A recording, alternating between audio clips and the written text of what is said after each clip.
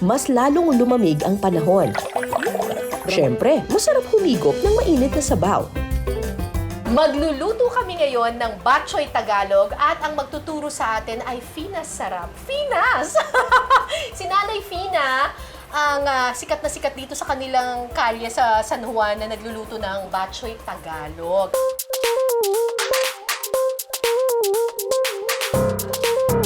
Igigisa muna ang bawang, luya at sibuyas.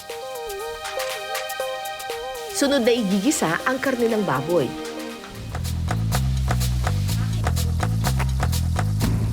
Titimplahan ng kaunting patis at saka lalagyan ng tubig. Pakukuluan ito hanggang lumambot ang karne ng baboy. Yan. Pag malambot na yung karne ng baboy, pwede nang ihulog yung lapay. Lapay at saka puso. Puso.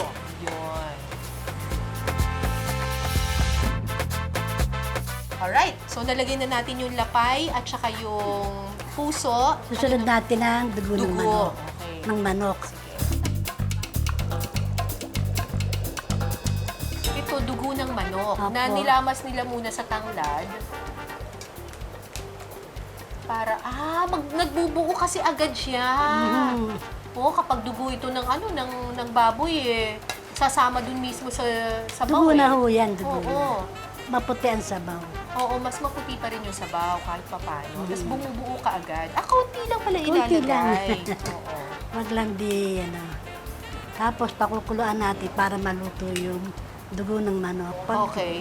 Ang salitang bok choy po ay nanggaling sa bok choy na Chinese word na ang ibig sabihin, pira-pirasong karne. So kapag pumunta kayo ng China, tapos yung bok choy, ang ibibigay sa inyo, parang sabaw na may pira-pirasong karne. Katulad nitong bok choy natin. Pero syempre, nilagyan na natin ito ng tatak Pinoy, kumbaga. So, kung saan ka man mapadpad na bahagi dito sa Pilipinas, may kanya-kanyang bersyon ng bok choy.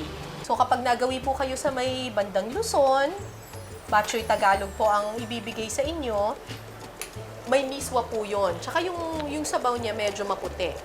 Pero pag pumunta kayo ng bandang Visayas, ang bok choy nila doon, dilaw ang kulay. Oo. Kasi ang ginagamit nila doon, mas makapal na klase ng noodles. Noodles. Egg noodles, yung iba, Mickey, diba?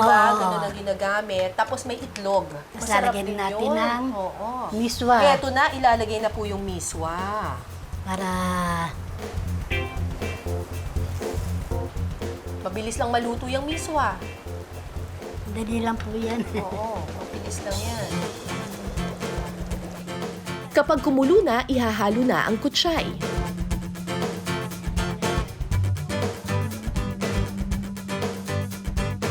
Okay, finishing touches. Luto na ang ating Bok Choy Tagalog.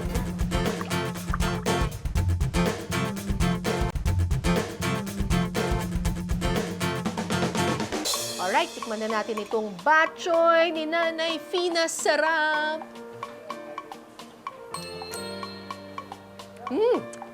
Init pa. Sarap. Saktong-sakto yung flavor. Okay na okay yung sabaw. Tapos walang lansa. Mapaparami ka ng kanin dito. Panalo.